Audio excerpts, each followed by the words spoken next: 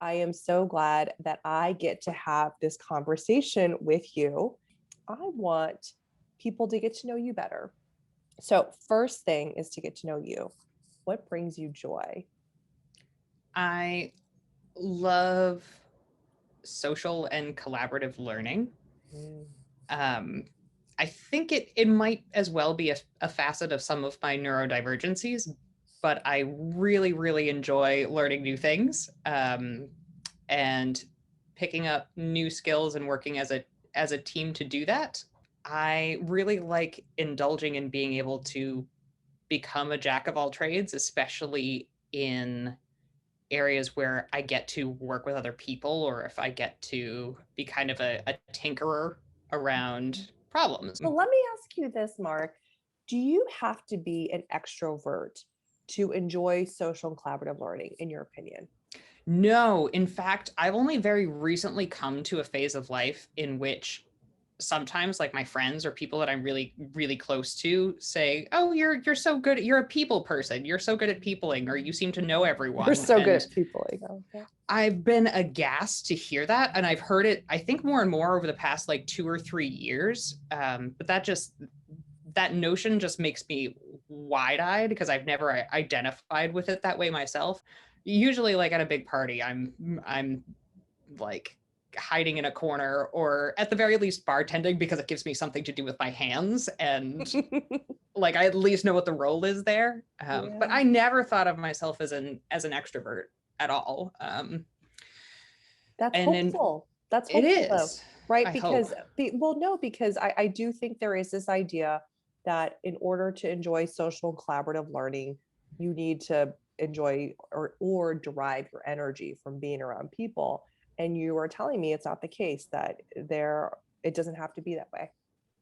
I feel like the collaborative learning or like just having a group project to work on makes for a great structure or like focus for getting to know people and for learning how to learn in a collaborative way. And I'm not just left with a lot of like open air and attempting to make awkward small talk about things that I don't care about or don't actually know how to make small talk about.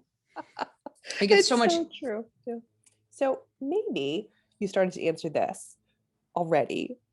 And maybe this is going to be a hard question to answer because you have such breadth of joys, but what do you want the world to know about you?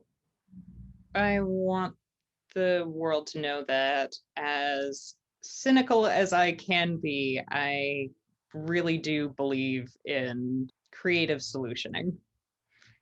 Like there isn't really necessarily a complete failure as long as you can go back to square one. And I feel like my whole life is kind of a drawing board in that way. Now let's talk about inflection points. I've got two questions for you. One is, what would you tell your younger self? And a question I often get is, well, how young? Like last week young?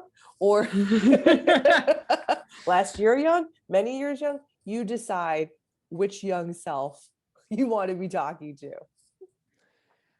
I would love to like insist to my younger self that like not only is neuroplasticity possible, but that it's probably one of the best things about humans, and that my ability to reinvent myself or learn new skills or shake up, what I thought I'd be best at or even good for could look completely different. And not only that, but like that's not in itself a failure or even necessarily a bad thing.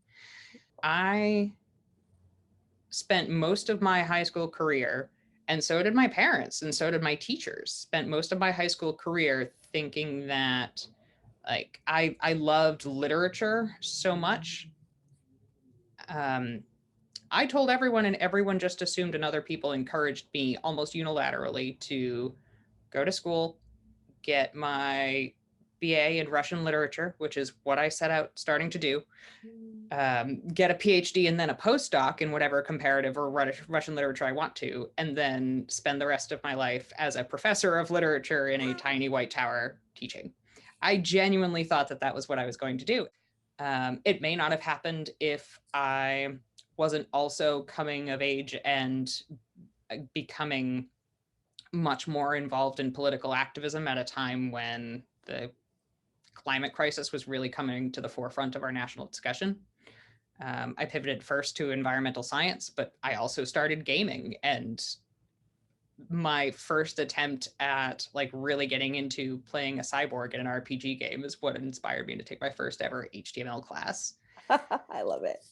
I think involved a fundamental pivot from being someone who was, kind of curmudgeonly and not very technological at all to someone who actually could be quite savvy with it and who could use all of the rational skills that I had learned from philosophy classes and algebra classes that I actually really enjoyed into something that was modern and extremely fast paced and very pragmatic and not all isolated or towered up somewhere, that involved a shift of identity that I think I really would have been afraid of when I was like, honestly, even as recent as early 20s.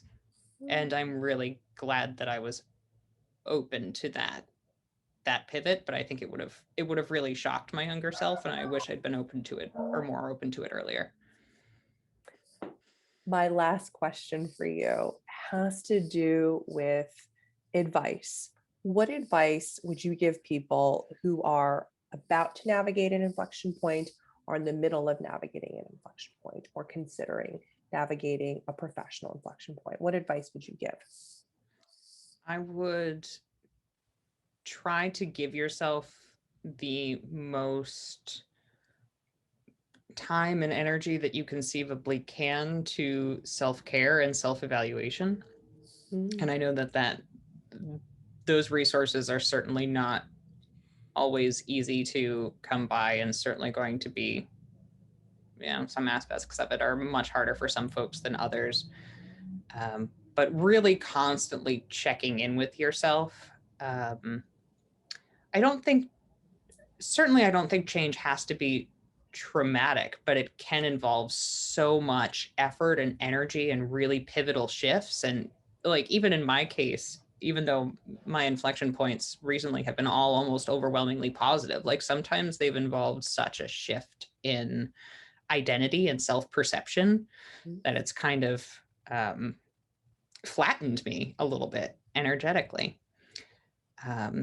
So whatever you have like the means or capacity to do to widen the space and make that, and really like give that change and that energy and that work the time and the space that it's worth, I would strongly encourage it. Oh gosh, this sounds so hokey, but like, Nope. literally, like, say really like doing a self check-in like weekly, or developing a meditation practice or an exercise program, if either of those sound like your jam. Oh my gosh, if ever there was a time to get into therapy, I'd say now. If you can possibly get away with working 30 or 35 hours instead of 40 while you're trying to go through this, I can't recommend that enough. But yeah, just really, really trying to honor the change that you're going through and the work that you're putting into it, even as you're putting more hours and more time and more effort into. I would say try to give your body and brain space to struggle with all of the work that they're doing for you right now. I love that. That is so in tune with, like you said, your body and your mind and your heart. And it's true, even though, as you said, they've mainly been positive inflection points, they flattened you. They still take energy, right? And energy, even positive energy, can just exhaust you. And that is something I think that's very surprising for people when it happens, right? People think positive energy and they think, more and more. But it can be so monumental. It can absolutely flatten you. So I love this idea of creating space for self-care, and having tools, whether it's a therapist, an exercise program, meditation, good book, video games, whatever it is that allows you to practice self-care is beautiful. Maric, I am so grateful, such a bow of gratitude to you for sharing your voice with Stack and with the community and the larger community. I know that there are going to be so many folks inspired by what you shared. So thank you. Thanks, Peggy. That was great.